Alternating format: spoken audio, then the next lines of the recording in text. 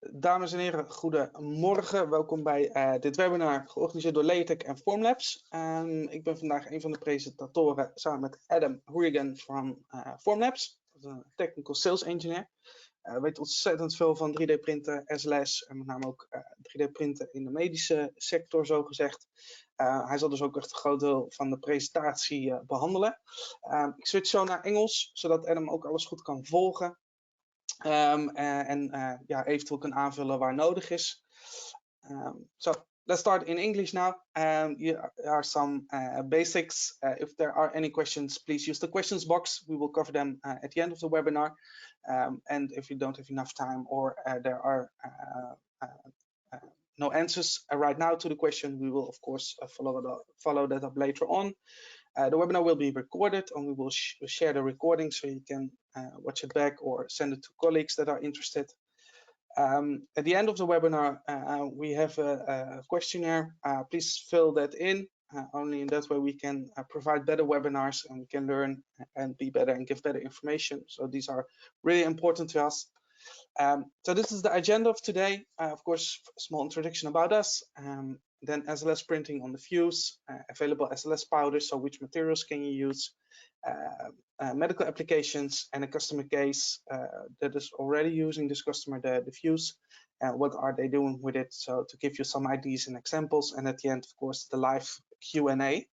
So let me start with the introduction of LayerTech. We are part of the Visitive Group. It's a French company, already are present in, I believe, 10 or 12 countries now, all through Europe. The head office is in France. In the Benelux, we have 3 companies under the flag of Visitive. It's Design Solutions. They are the SolidWorks reseller, and they cover the complete portfolio. So everything regarding 3D CAD, CAM, CE, PDM, and everything involved, like training, consultancy, the software, of course, the implementation, everything that is needed. They are covering this. They are a lead reseller for over a lot of years right now. Only 20 of them are there worldwide. So you'll only become a good lead reseller if you take good care of your customers in your market. So that's something we are very proud of. And we are already in this business since 1998. So that's well before my time even. When we became part of Visitive France, we also got a new sister company, which is Visitive Industry Solutions. They are a Dassault reseller. They cover the complete portfolio regarding CATIA and Enovia. So a little bit different side of Dassault. And a new 3D experience platform. And they are mostly in the automotive, aerospace, that kind of applications where they are doing a lot of work at the moment.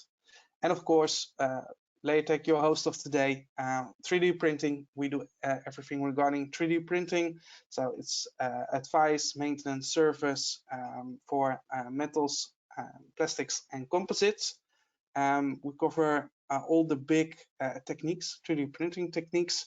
We provide the materials, the parts. A big part of our work is advice and service. So providing a good advice if you can implement 3D printing for your applications or within your company. And that's a part of our company that's still growing and becomes much more important over time, and which we now in the meantime have a lot of knowledge on this area. So we are more than happy to look over your shoulder and help you with this part, free of charge, of course. One of the biggest things we are now able to do is create special training. In this case, this is the first one that came out of this cooperation. It's called Design for Additive Manufacturing, because we noticed that a lot of companies and engineers are still constrained to their traditional way of manufacturing. They look, can I make this part, instead of what is the function of the part? So the function must change to a leading role with the design of parts, no matter for which market or which application. The way of thinking has to change a bit, because additive manufacturing gives you so much freedom of size and geometry that you need to adopt another way of thinking to get the maximum out of that, and not longer be constrained by the way of producing. We developed this training together with all the companies involved within Visitive, These are 2 trainings, a 1-day and a 3-day. The 1-day training is for everyone, no matter which CAD application you're using or which printer. This covers all the big CAD packages and all the big, or I must say, all the 3D printing techniques. The 3-day training is more based on SolidWorks, so you need some basic SolidWorks knowledge to be able to follow that training, because we do some hands-on practices within this training. So it's important to have that knowledge. Like I said, based on SolidWorks, CATIA will follow later, developed by our specialists. A big part of the training is also topology optimization and generative design. So really using the tools to get better parts based on the function. Yeah, we learn you to get really the maximum out of additive manufacturing. Really use that freedom of design in a good way, and yeah, hopefully, and we see that with a lot of parts, create better parts. To start this, if you want to see the Fuse 1 live in action, of course, you're more than welcome to visit us. Of course, when you are healthy, really important during these times, but we can receive you in a safe way. We can show you all the machines, the parts. We can look at your parts which you are looking to print, so we can give you a good advice based on your application, your parts. We can show the software, give you a demo about the machines, what is it involving, what is important for the room where you are placing or you want to place the machine. So it's yeah, really an advice meeting. If you have already some challenges and you think, now maybe SLS could be a solution for my problem or for my challenge, let us know. Both me and Adam are more than happy to look at your application, your part, and to see if it's feasible for SLS or maybe SLA, for example. Is of course also still a option, and you will get some advice from us what would be the best way. And even if it's not possible, we will also tell you that it's not a good application for these machines. But I think 90% of the time we'll find a good solution, and you can go a step further with it. So SLS printing on the Fuse. Formlabs started already quite some years ago with the Fuse, sorry, with the Form 1, which was, yeah, I must say a little bit of a hobby machine at the time, but they have grown into a really, really serious supplier for medical, dental, and engineering companies over the years. They are really an important, good partner for that. The products are really industrial grade, so it's good quality, good materials, which you really can use for several applications. Currently, this is the lineup. So we have the Form 3, Form 3B, and the Form 3L and the 3BL. The B stands for the medical grade machines. So you can print with biocompatible materials on these machines. And of course, also the standard engineering materials. The Form 3 and the Form 3L can only print with the standard and engineering materials. Of course, they have the Form Wash and the Form Cure. And later this year, by the end of Q4, there will also be a XL version to work with the Form 3L. In the meantime, we have some third-party options available for this, which we can provide you with. And of course, the new kit on the block in the portfolio is the Fuse 1, the first serious desktop SLS printer with a reasonable footprint, can be adopted in pretty much every building or company, safe to work with, and with a lot of great possibilities. With the current users, we see a lot of very, very nice applications. So that's yeah, we are really happy that they took this step and launched this this Fuse 1. Here we can see an overview of why SLS is commercial interesting for companies. Not only technical, of course, but commercial is also very important. There are some calculations being made, and we almost do that on a daily basis to check if this is still valid. Here you can see, for example, for durable prototypes, which you can of course make with Fuse and with nylon powder, compared to a service bureau. So you send your drawing over, they print it for you, send it back to you, which involves a cost of around $500, more or less also in euros. Compared to the competitor SLS machine, it's 58 euros, and the Fuse one is only 31 euros. And that's based on the way of printing, the materials being used, and what is needed. So it's really interesting to check for your company or your department. If you order a lot of SLS parts, this could be really a very interesting choice. The calculation we have made with customers, almost all customers get a return of investment within 2 years from changing to ordering at a service bureau to a Fuse one. So it's really, really interesting. Same goes, of course, for end-use parts, which are often a bit bigger series. You can see here the difference in pricing, but I think which also is a very big difference is the time. If you order parts as at the service bureau, we see lead times increasing. It goes sometimes to up to 2-3 weeks. If you print it within the Fuse, the longest print job we have seen, and it was a full build chamber, including cooling, was within 2 days. So you have a ready finished part, depowdered, ready to use within maximum 2 days. And of course, if you have smaller parts or smaller series, then it's even much shorter than that, and sometimes even within a few hours. On the right side, we have the Fuse one, a little bit schematic. It's the touchscreen on top, where you can follow your build. There's a camera in the printer where you can see every layer being printed. So if something is not going according to plan or anything, you can see that. And besides that, it's just nice to see your print being made, and it's a good quality camera. So that's really nice to see. Formlabs uses a 10-watt fiber laser, which is a relatively low power laser, which makes it really safe and good to use in office environments, for example, or laboratories, which is of course still a big difference when you compare it to industrial grade SLS printers, which often also use argon gas, where you need to have some more safety precautions on your side. That's not being used in the Fuse. Formlabs developed a special kind of nylon powder, which only uses heat and of course this 10-watt laser, which makes it very usable and safe. Swappable build chamber, which is the majority of the current users have 2 build chambers, because after printing, the print needs to cool down inside the printer.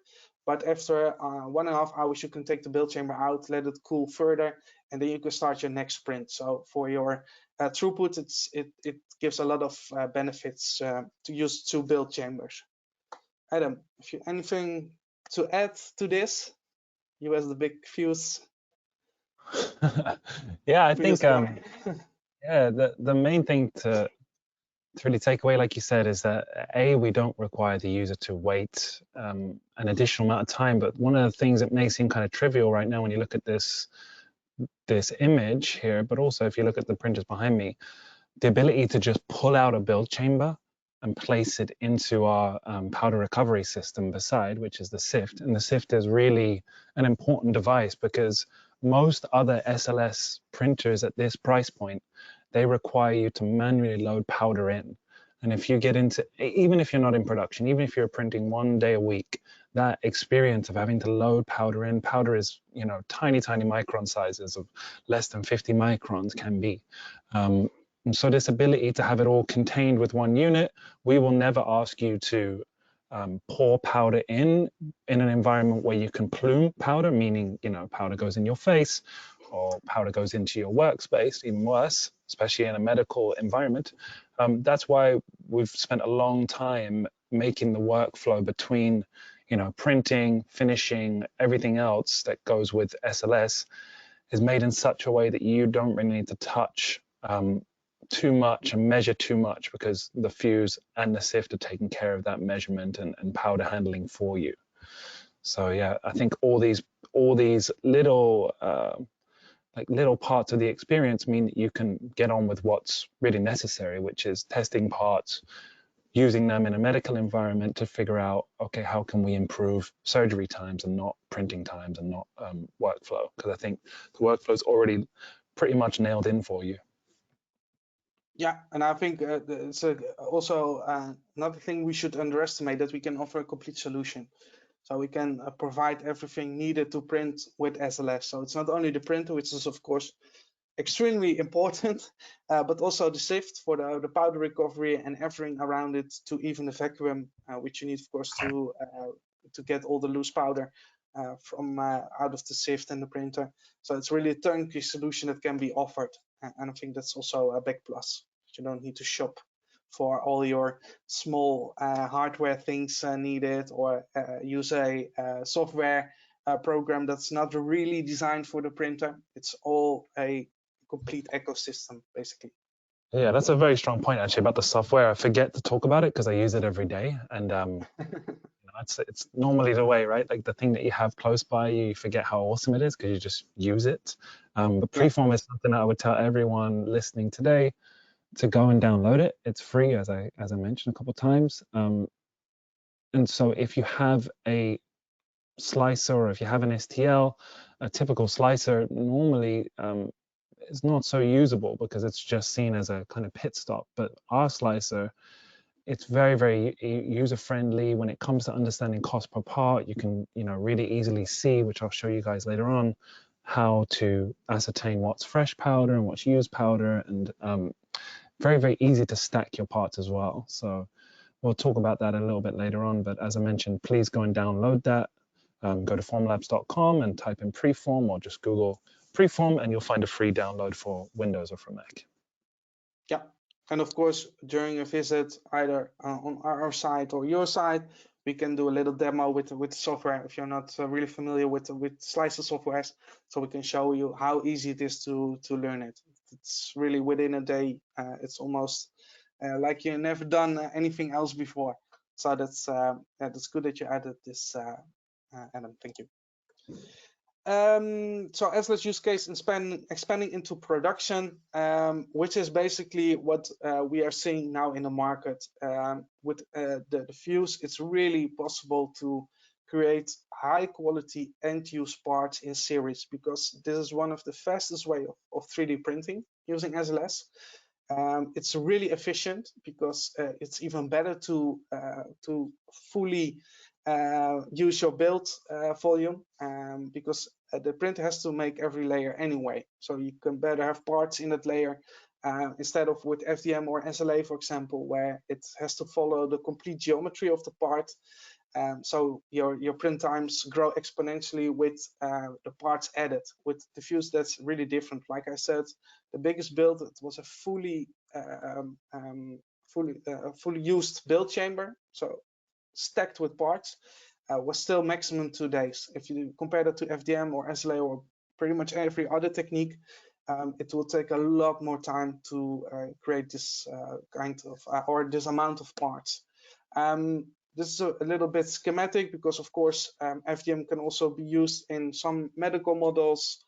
SLA doesn't work always for enclosures. It's all depending on the exact application, but this covers it quite well. And with SLS, you are not able to print dental models because it doesn't have the biocompatibility or castable parts, because the materials are not suitable for that, to burn it out. But apart from that, you get really end-use parts, so from molds to production parts and everything in between, because it's stable, it's accurate, it's also very, very strong, especially with nylon 12, which is a really hard material, strong material. For enclosures, for example, it's rugged. The materials are amazing. For the people who might have seen some samples yet, everyone I show some samples to is impressed that it's so strong, it looks that good. But of course, application defines everything with 3D printing. Yeah, and just one point to add on this piece about, we talk about functional prototypes. SLA and SLS can, and also FDM, they can all be used as production parts essentially. But the reason we position SLS as really final, put them in the hands of your customer production parts, is because they deal a lot better with all the variables of atmospheric temperatures, of, you know, very high heat, very low heat, UV. They can be biocomp, well, they are biocomp. They can be sterilized an awful amount of times, an awful lot amount of times. So, so these things kind of put us in a real kind of sense of these are production parts that are really going to stand the test of time. So that's the real difference with SLS that we can communicate, is that these parts are going to be able to withstand quite a long time. We obviously don't have so much time in the field because we only just released a product this year, but the results we're seeing so far, and even from the parts that we printed, you know, as we were testing machines, they're really impressive. And we'll talk a bit more about those bits later on. Yeah, and not to underestimate the factor in this is price. If you take a look at FDM, often it needs some post-processing to have a kind of smooth surface.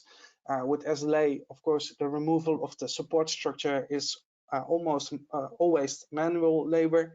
So that takes also a lot of time, which makes the parts much more expensive for end-use parts. With SLS, you don't have this. It's just depowdering the part and it's ready to be used. It's smooth, it's accurate. You don't have to sand down, for example, the support structure. It's really, if the powder is from the model, it's ready to use. So you take a lot of cost out of it for manual labor. And that's what it makes, of course, very feasible. And when we look at the materials, slowly going into that, of course, which is also very important when we take a look at medical applications.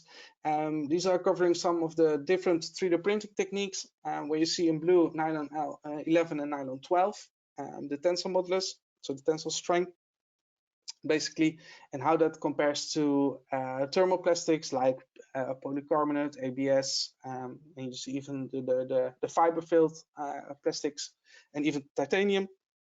On the bottom, you see the SLA materials from Formlabs, like durable, tough, rigid 4000, and one of the most awesome materials on the SLA side is rigid 10K, because it's really strong.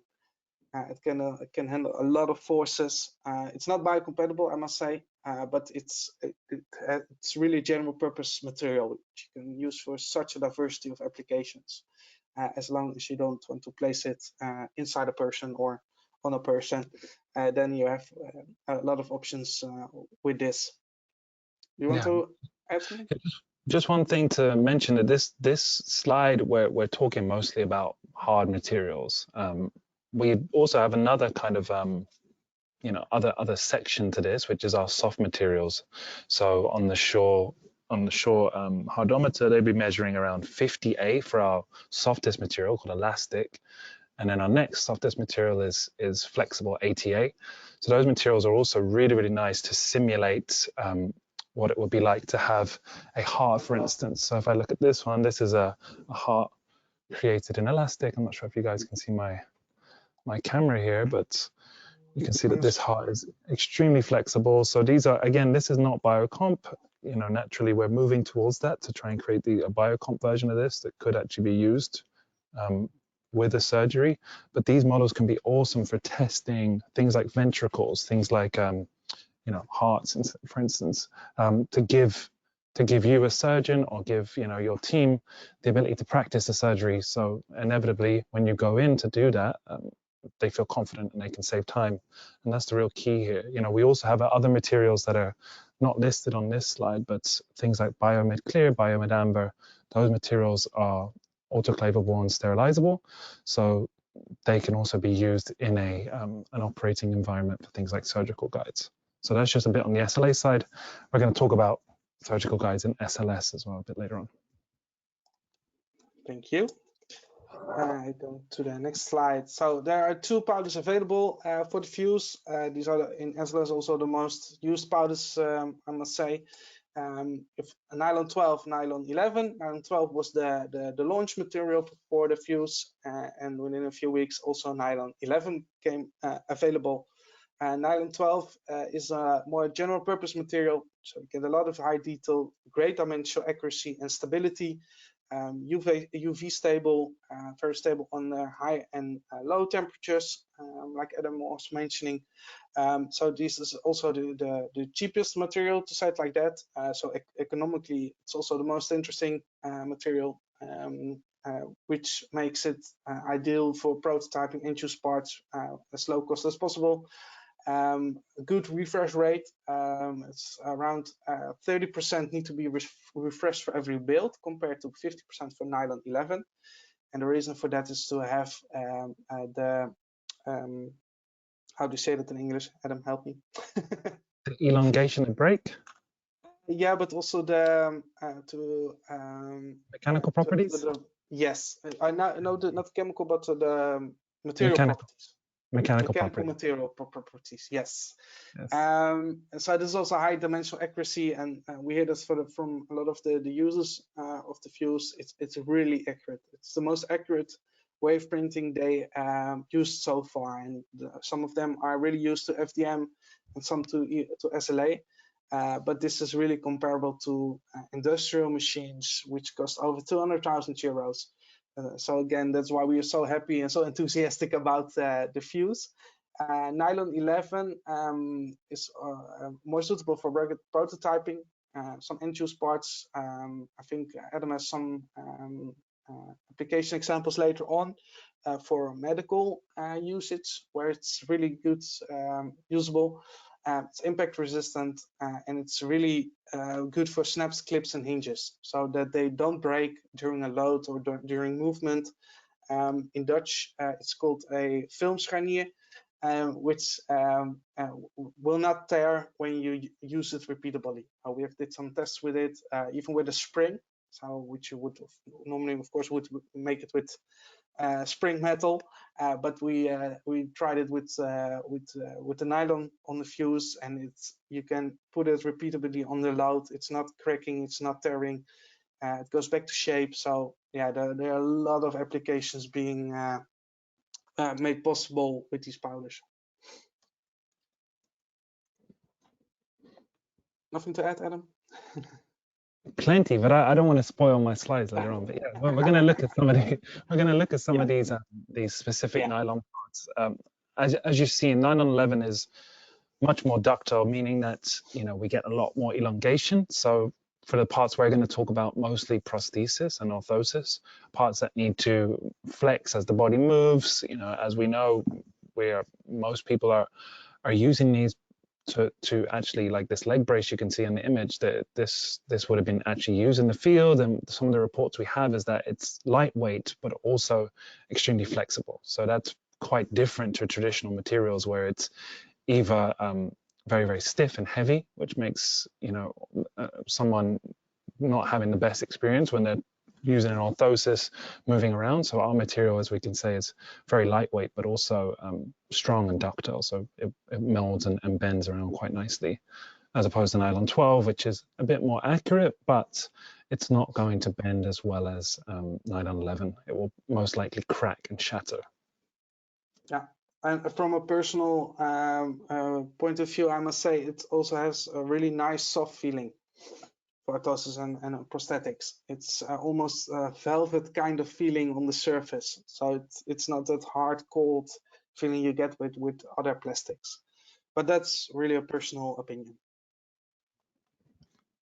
Nice. So the mechanical properties, of course, are very important here. Heat deflection temperatures, of course, something that's often being asked. So this is at 0.45 millipascal, which is on, correct me if I'm wrong, but on sea level it's even higher, because we have a different pressure, but this is the way of testing it.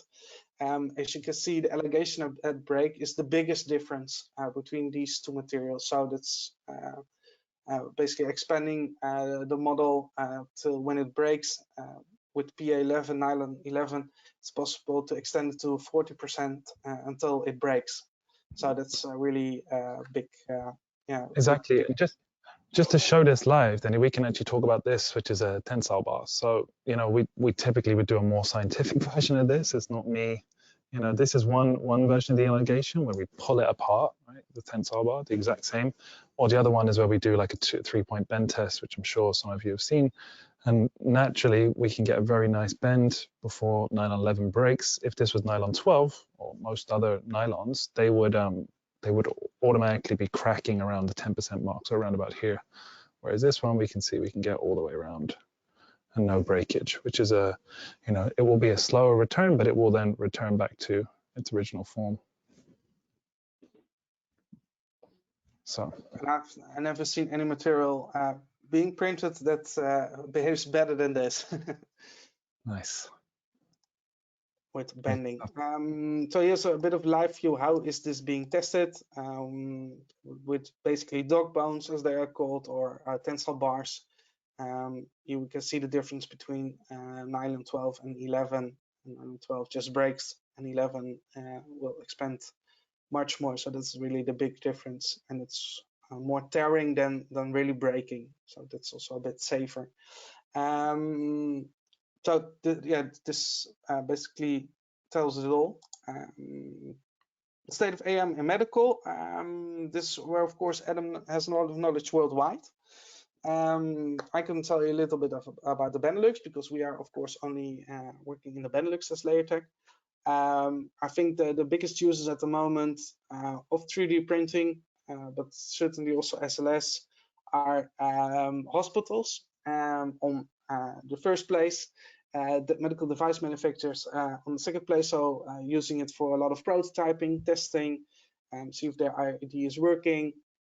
R&D institutions, of course, are really important, and with this, I think you can also say universities and other educational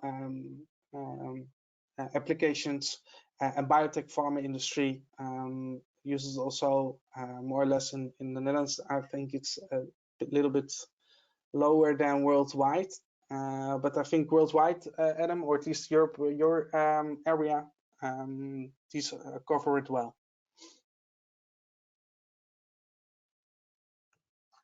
You're still there, Adam?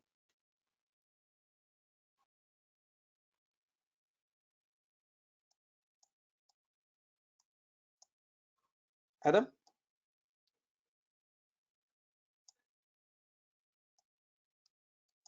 Going to the next slide. So the world market, if you take a look at medical tech companies, it's orthopedics is the biggest, and that's really a huge market in the Netherlands, because it's, of course, almost always based on one person. So it's always custom made, where 3D printing, of course, excels, you could say. Minimally invasive, so that's not really in the operating room. Yeah, you can also compare it a little bit to orthopedics, maybe a little bit visual therapy. Cardiology, in the Netherlands, there's Wilhelmina Kinderziekenhuis, which uses it for the for children. They prepare their the operations with 3D printed models. So they take a CT scan, they convert it to a 3D file, print it, and then that way the cardiologist and the surgeon can discuss what is being needed before operating the patient, and that saves them a lot of time and especially for the patient, a lot of hassle during the operation, and that's also much better for their recovery after that, especially, of course, with young children. I don't know if Adam can hear me again. Hey, Denny, my microphone is. Can you hear me? Yeah, now I can hear you again. Yeah, my microphone is just going a little bit dead, so the battery's just dropped out. Give me 2 minutes, and I'll get some new batteries. Yeah, no problem, no problem. So Adam will show later on some more worldwide applications regarding the medical technical industry. So it's two-sided. On one side, in hospitals to work on with the patient, and other side is really for yeah, basically technical applications within the medical field.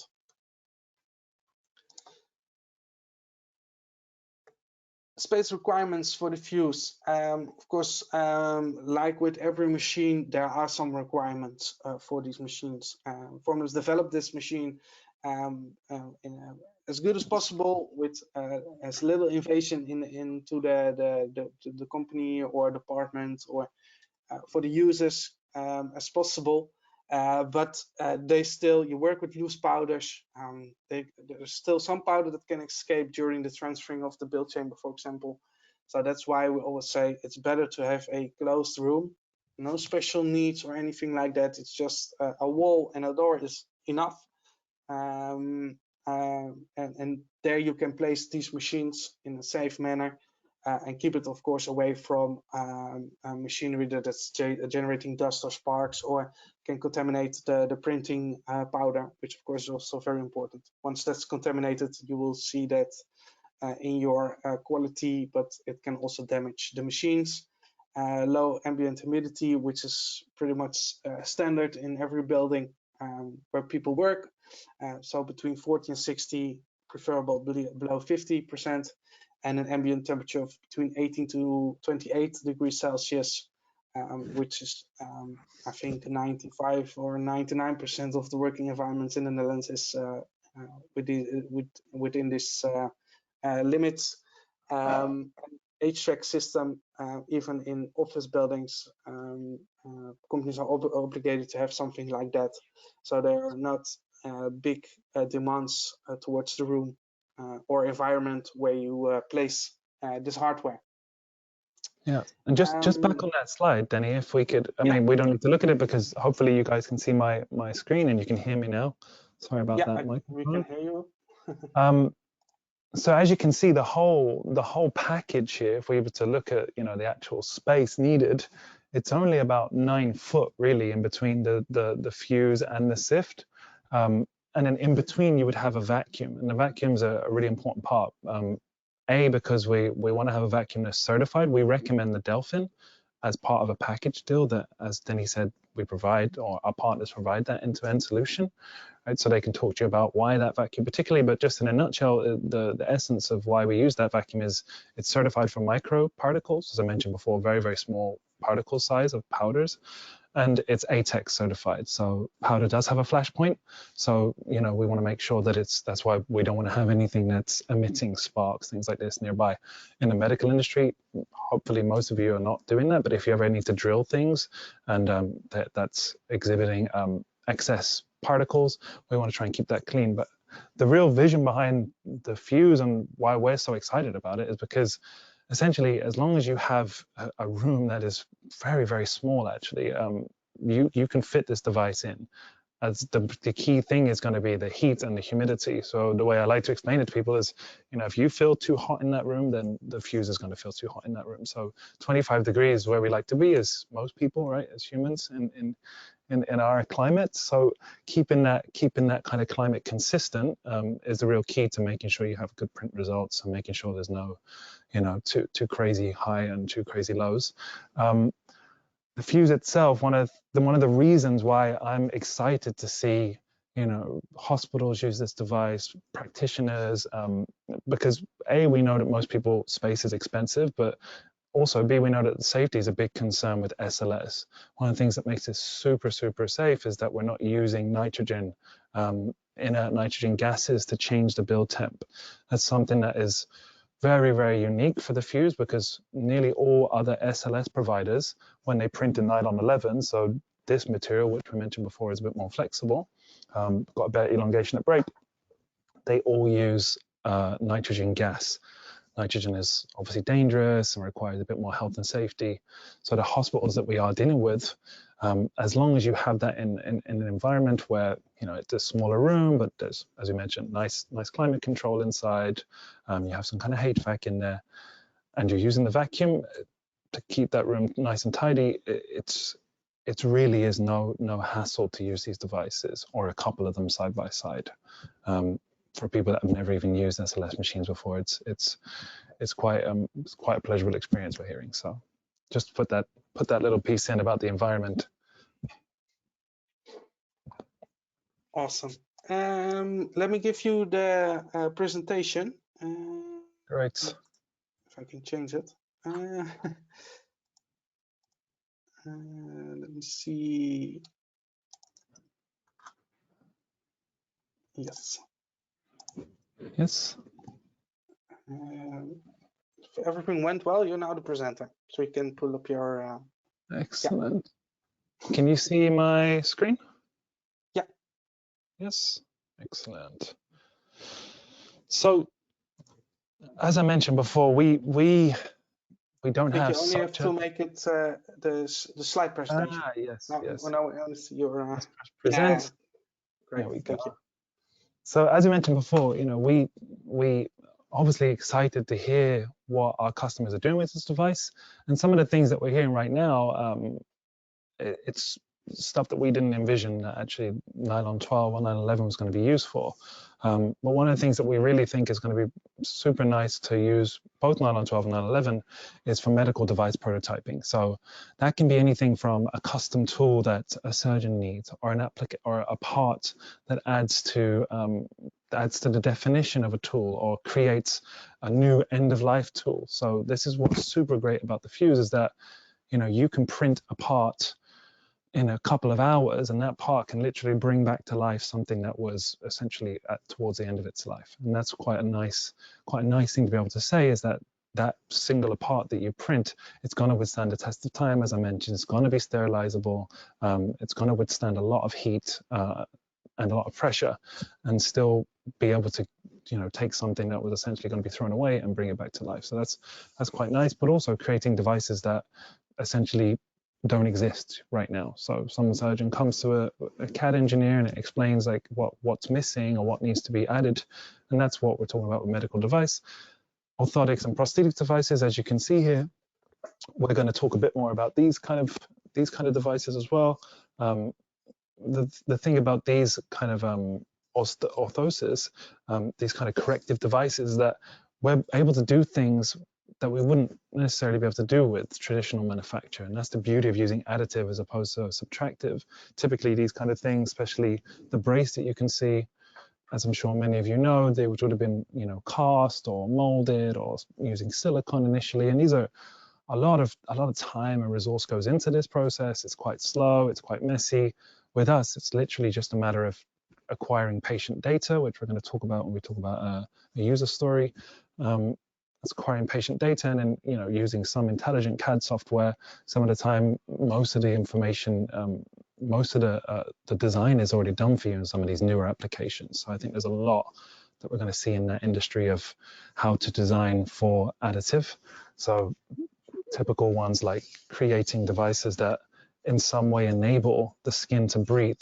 You can't really see it because I'm wearing a black t-shirt. This is a very dark black, but most of the designers we're working with, or most of the medical professionals we're working with, they're starting to challenge the idea of, well, why do we create things that are fully restricted and enclosing on the skin? Because that typically, if you've ever been in a cast or a corrective device, that can cause agitation, and it can also cut off the blood flow in some ways. So this is a quite nice industry for us. As you mentioned before, the benefit of nylon 12 is that, as opposed to most plastics, we can sterilize it numerous times. It's coming already as biocomp, so we don't need to worry about it so much. We're certified as biocomp, and we have this sterilization report, which Layer-Tech can provide to you as part of the process, so you can understand, okay, what kind of effects does it have on mechanical properties based on e-beam or based on autoclave. Most of us in the audience, no doubt, know about autoclave, but there's a couple different ones like gamma. There's also e-beam, as I mentioned. So all the results are published there, as is, you know, where do we get our biocomp testing from?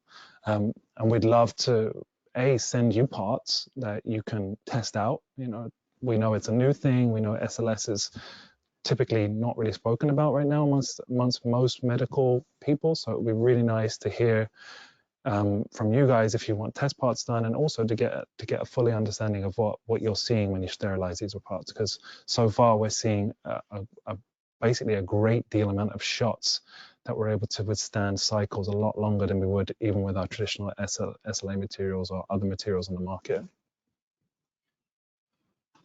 And so just a bit about this one. So, you know, one of the things I should mention is that I mentioned that we're getting quite a lot of shots out of it, but really, essentially, what the key thing is that we suffer no degradation in material properties, no deformations, no cracks. So if you are printing something like this, which is you know, a prosthesis for an amputee, or whether you're printing things like these kind of pieces, which are essentially surgical guides, where we can use them as drilling guides.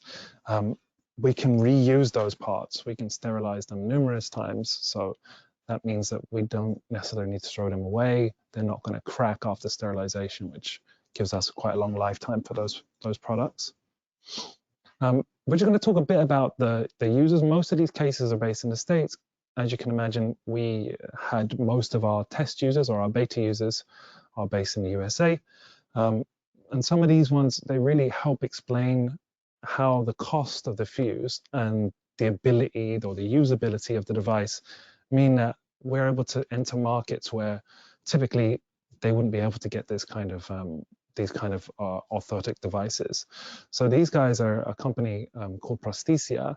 They're using a couple of fuses right now and also SLA materials for different applications. But what we want to talk about right now is how they were able to, as you can see here, they were able to, you know, give this child who typically wouldn't be able to afford these kind of braces and be able to quickly scan them, you know, and create a custom-made ankle brace for this child that fits them a lot better than what they typically were working with before. And that's really nice. You know, as I mentioned before, the things that we're able to do, like really complex designs on a machine, on a machine that is essentially less than 15,000 euros, is, you know, it's really kind of heartwarming to see how we're able to actually bring that cost and take it into a market where, you know, they wouldn't be able to afford it necessarily. As Danny quite rightly mentioned, most devices on this SLS high-end range are starting at around 200,000 euros. So this is a real big win, and that gives us, you know, it gives us something that we really want to talk about. This is another one also producing kind of ortheses, University of Michigan. They're a biomedical manufacturer, as you can see here. And these guys were, you know, they're explaining to us that this orthesis has been, you know, printed for quite a few months back at the time. So this is now, this particular piece of text is probably at least another 5 months old. So this customer is still wearing this foot plate without any changes in mechanical properties. And also, you know, they haven't had any cracks or anything like this. So this is a really nice little use case, as is the next one, which is a bit more, you know, what you've probably seen, similar to what's on my table. Northwell Health is a huge medical manufacturer, or medical, you know, the AM department in the States. They're, you know, a key opinion leader. They've got a lot of SLA machines and a lot of fuse machines. And these guys are really pushing the envelope when it comes to design, but also printing surgical guides and things like this. We will publish a paper with them, hopefully in the next quarter, about why they're using nylon for surgical guides. And to break it down, it's really, as I mentioned before, the sterilization of it, but also the real high detail and the fact that they can print these devices and reuse them and have, you know, the ability to recall that as well. So that's quite a nice use case. So Northwell Health, please do check them out. We have a paper with them online that you can read on our blogs. I just type in Northwell Health.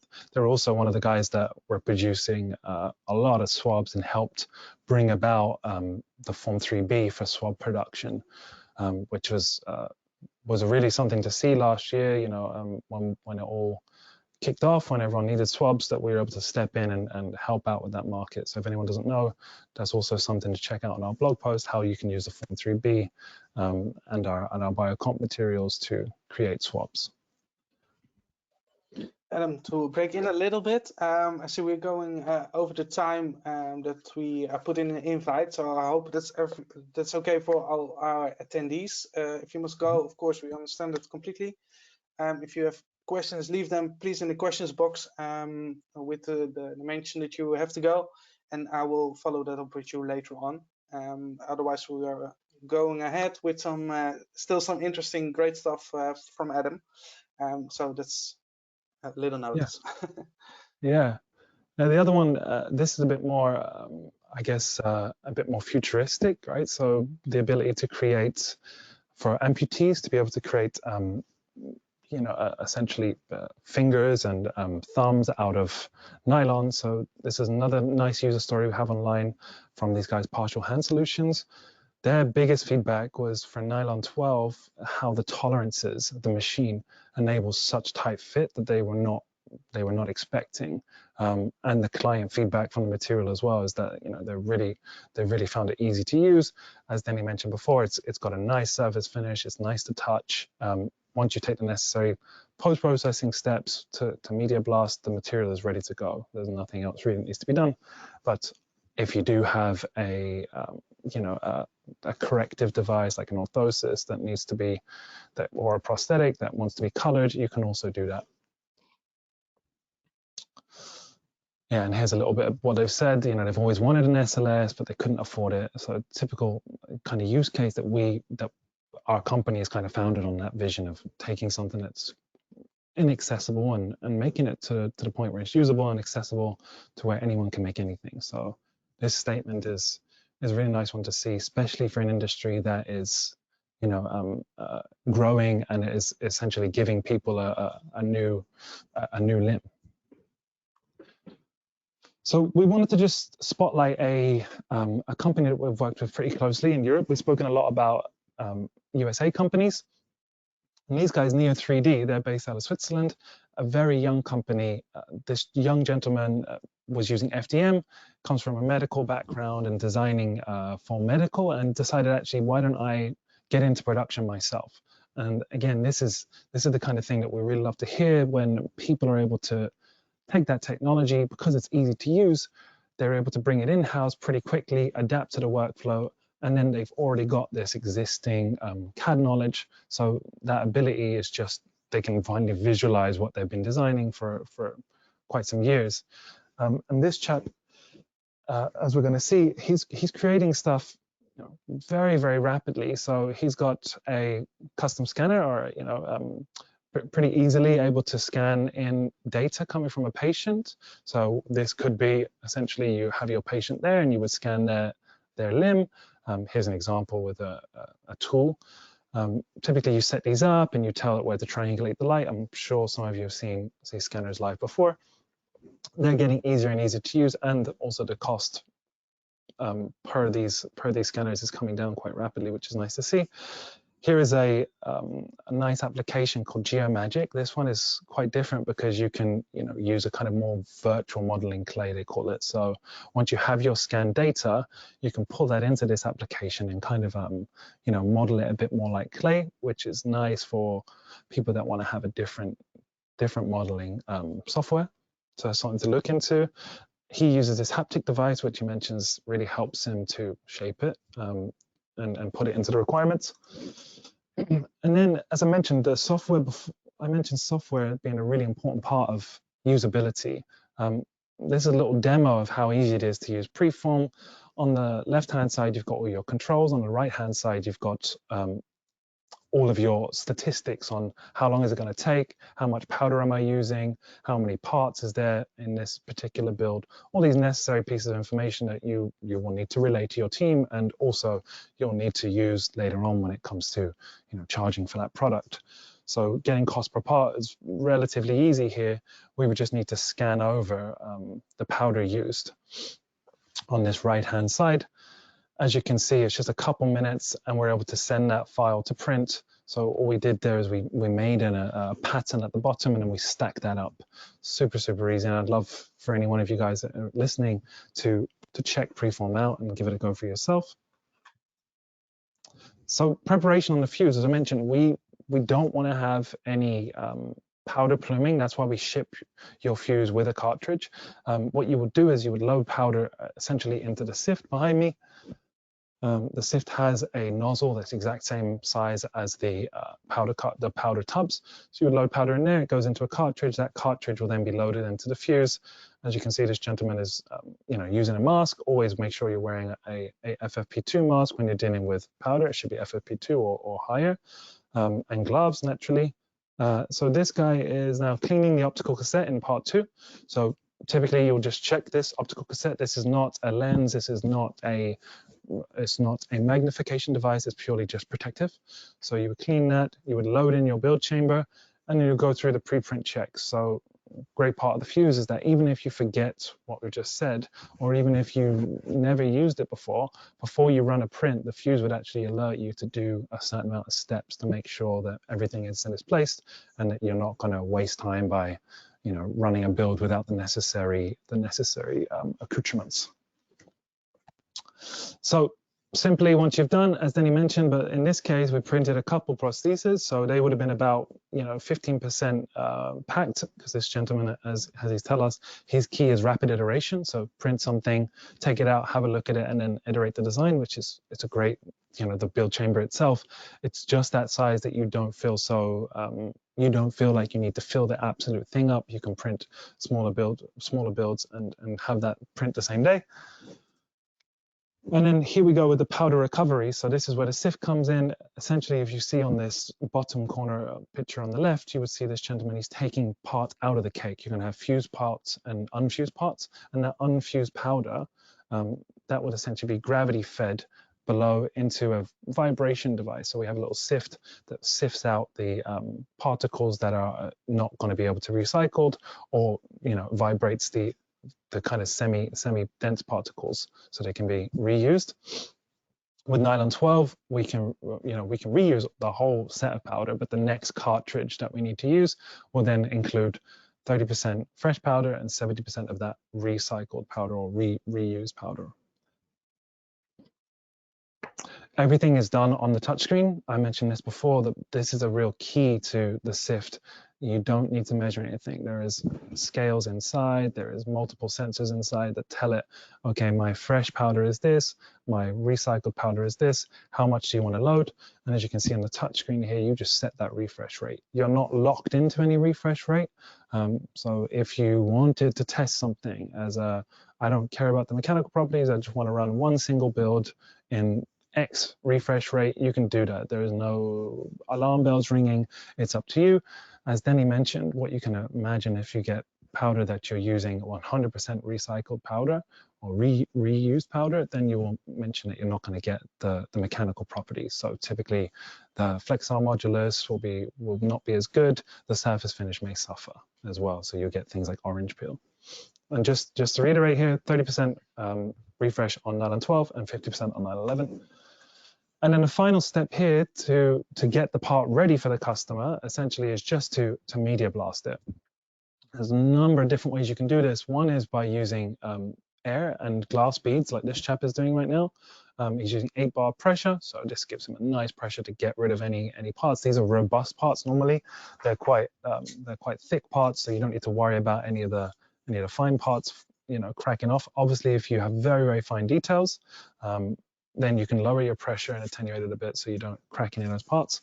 The next step then for this particular gentleman, and just one thing on this, there is a lot of different options coming to market. So this is with glass beads, as I mentioned, and air, but there's also aqua pressure coming on as well. So that's something that's more new. There's also then another step as this which is vapor smoothing. So all these different things, Layer Tech would love to chat to you guys about. This gentleman, in this case, because he's creating this more kind of, the client in this case really wanted a blue part. So he's using some specialist paint. So using a clear coat first and then painting it with this kind of blue or purplish lacquer. And so again, he's using 2 to 4 bar pressure, and specifically he's making sure that parts are hung as opposed to being flat, so you can get a nice even coating. Nylon is paintable, it's dyeable. So here's nylon 12.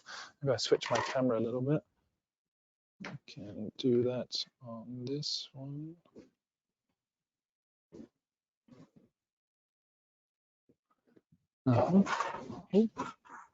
Maybe it's good in the meantime to add a bit that the media blasting and painting is pure for aesthetics. So it's not for functionality or surface roughness or anything. It's almost 50-50 of the users now. Some do the media blasting afterwards and some just use them out of the sift, so depowdered and use them as an endpoint. Exactly, exactly that. So this is what nylon 12 looks like. It's a bit grayer than nylon 11, which essentially is a lot blacker.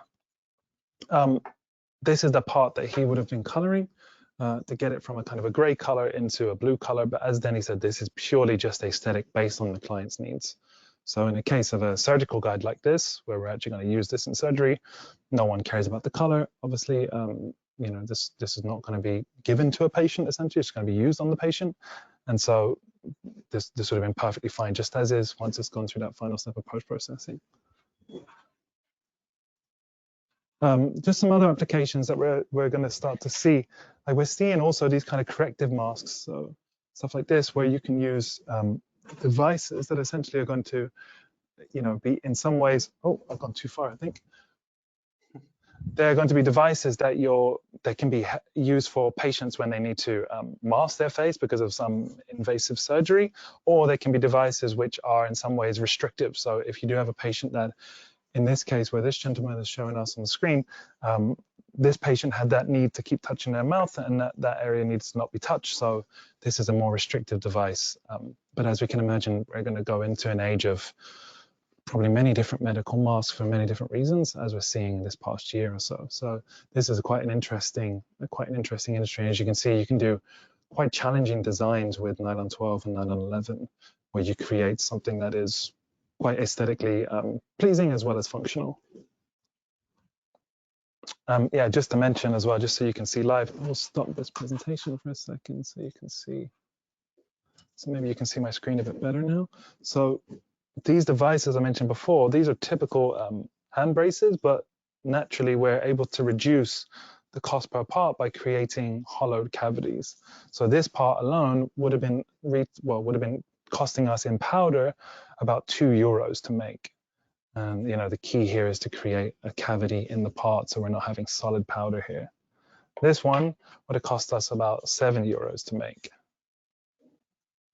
So in pure powder alone. So you know, the cost per part is dependent on the refresh rate that we use, but also the stacking. So you can stack parts, you know, very heavily. So when you do get into production, you can reduce your cost per part by building more at the same time. Yeah, just so you can see again the mask up live, very, very nice elongations that this would mold nicely into the face. You know, you're probably questioning as well, well, this is nylon 11, nylon 12, you spoke about these a lot. You've got a lot for your SLS range or your SLA range. When are you going to bring out new powders? And I can tell you, we absolutely have a lot in the pipeline. There's a lot going on. I can't give you any solid figures of when our next powder is coming out, but I can tell you that there's a lot of great stuff planned. So investing in Fuse now means you're going to be able to withstand and get a lot of new and different powders. So yeah, I'm going to hand back to you, Denny. I think you can take over now on the presentation, right? Yeah, let me get back to the correct slide and I will take over. Yeah, we're approaching the end. So this is the Q&A. Let me see. Don't believe we have a lot of questions, so we can go through them very quickly. Are there any other specification required for the room where you place the printer? Oh, I think that's now my screen should be visible. No, basically we covered most of it. So the room needs to be a little bit separated from all other machines, and it needs a dedicated power circuit. So yeah. It's especially the Fuse needs a special group for power. Yeah, and so by that we mean, you know, don't plug two devices into one extension cable that goes into one fuse. You know, I mean one actual fuse on your socket. We don't mean hire an electrician. So understanding your most housemeisters or building providers will know, okay, this, you know, this one plug or this one socket, they're all pulling off the same fuse, or if they're on separate fuses, and that's literally it. So you need two separate 13A fuses. Where the max we get to is around 1,600 kilowatts when we fire the quartz tubes that Denny showed you before. So it's still relatively low powered in terms of your cost of running the machines as well. Yeah, a special dedicated circuit is not needed. I believe standard is 16 amps in Netherlands and Belgium, so that will be more than sufficient. And it's also to prevent some interference from starting currents from other devices, for example, which we have seen in daily use that can give some issues. Different question. What is the estimated price? It all depends on the exact configuration. Of course, it's always a custom-made offer we are doing after checking with you what is needed, what we can provide, but calculate between 20 and 30,000 euros based on the configuration, where the high end is a full service for a few years, everything included, all the hardware which you can think of, so most complete package. And I think that's a good ballpark figure.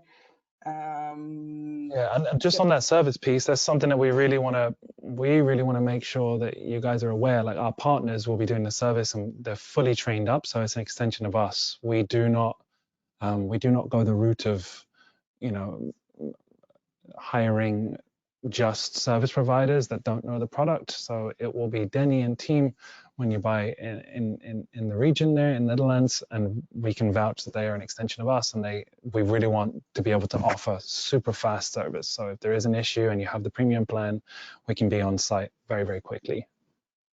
Yeah, what we of course do, I must say we didn't have a lot of service calls with all the machines we have delivered so far, so it's a stable, a reliable machine, so that's good for us, of course, especially that we don't need to go on site that much, but also for, of course, our customers that can virtually can print the clock round with the fuse and the stift. One other question, are there any things to keep in mind when you print with nylon 11 or nylon 12? Yes. Because you have to clean the machines thoroughly when you do a change of material, because there's no contamination allowed from the powders between them, because it will give huge risk, and not only just for your reliability and accuracy, but for the machines themselves, because they use other parameters, different parameters compared to each other. So you have to clean it very well, and some of the abroad customers already, I believe, Adam, have, for example, used 2 printers and 2 sifts to work with these materials. Exactly, that would be the recommendation from us. If you are going to have multiple materials and you're in production, the cost of time it would take for you to switch, powders, and the kind of pain that it is to do that, we would say if you're going to be in production, it doesn't make sense to switch powders, but have 2 separate sets. So 1 fuse, 1 sift for a 911, for instance, 1 fuse, 1 sift for 912. It's not impossible to switch powders, but it just does take quite a lot of time out of your day to do this. Anticipate at least half a day to do this and verify everything's okay, because naturally when you switch powders, you want to test the machine to make sure there is no cross-contamination. PA12 and PA11 have PA11 has a higher melting point. So therefore, if you do mix the powders, it can give you very, very not desirable results. Say the least. Yeah, that covers the questions. Like we said, if you have any challenges, problems, want to ask something, need advice, please contact us. We are more than happy to help you with your applications and learn from that ourselves, of course, and to see if something can meet your demands and needs. We have in the near future some different webinars also regarding metal 3D printing, for example, 3D metal printing versus machining, design for additive best practices. So that's also reaches out to the training we developed, choosing the right 3D materials from Formlabs for your 3D printer. So which materials are there, which is the best pick. So that's also covering the SLS printers, of course. And at the end of next month, 3D metal printing for the maken industry. So every company that develops or makes something could be interested in this. So not medical specific as we are covering today. Yeah, finally, thank you for all your attention, your questions. Like I said, please reach out if you want to ask something, want to know something, or if we can help you with something. I think also on behalf of Adam, thank you for your attending. Thank you very and much. also, Adam, of course, thank you for your good information and examples. Very useful. Yes, So please thank you for do that. let us know what you're doing in the medical field. We're really excited to see how we can help with both SLS and also SLA, but we obviously understand SLS is a lot newer, so we really want to work with you to bring this product in-house and see how you can benefit from it. All right. Thank you. I'm going to close the webinar. The recording will be sent afterwards, of course. Thank you.